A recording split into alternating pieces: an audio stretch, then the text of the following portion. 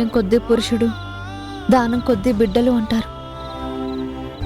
నేనేం పుణ్యం చేశానో తెలియకపోయినా మీలాంటి మంచి భర్త దొరికాడు.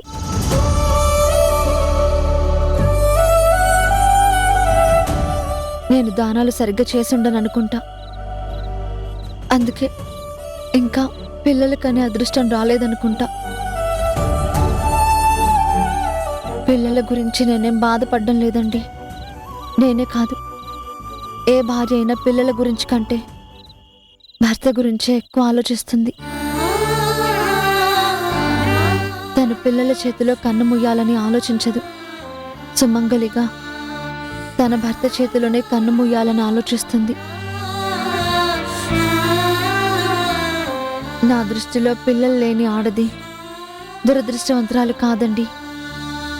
భర్త ప్రేమకి నోచుకోలేని ఆడదే దురదృష్టవంతురాలు. బొమ్మరిల్లు రాత్రి 8 గంటలకు మీ ఈటీవీలో.